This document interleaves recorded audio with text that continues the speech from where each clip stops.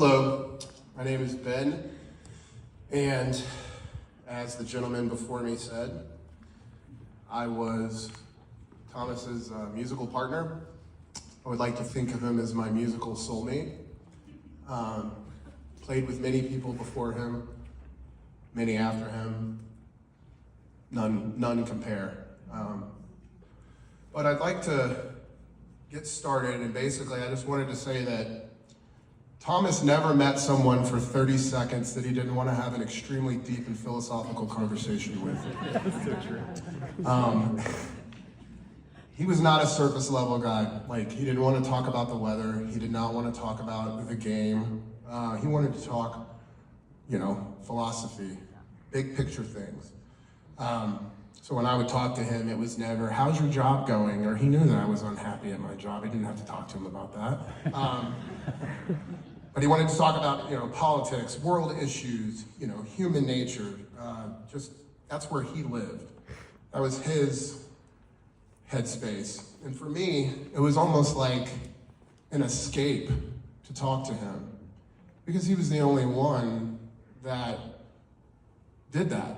And so when I talked to him, I didn't have to go through, the 30-second recap on how my life was doing. We started talking right away about whatever in politics was irritating him, and there was a lot. But it was like we picked up right away wherever we were the last time we talked. And we had actually joked last year about starting a podcast together. We recorded a couple of episodes and we realized nobody would want to listen to it besides ourselves.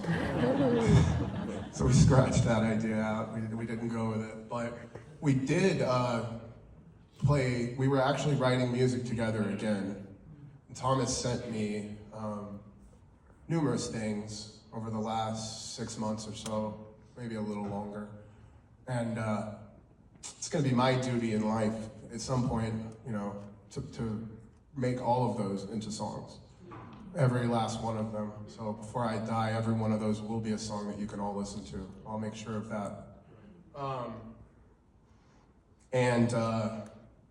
Not to make this about myself, but I'm gonna play and do what I told Thomas that we were gonna do together. So I am gonna do it. I'm scared to do it without him. I leaned on him a lot.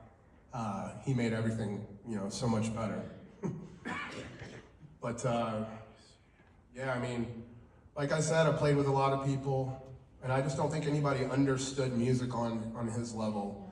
Even people that were more well-known, maybe had more credentials. Mm-hmm. Tommy he was better than everybody. Yeah. He just really was. But he was never, ever arrogant about it. In fact, he was borderline, he did not believe in himself. He did not think that he was as talented as he was. But like I said, nobody else has ever compared.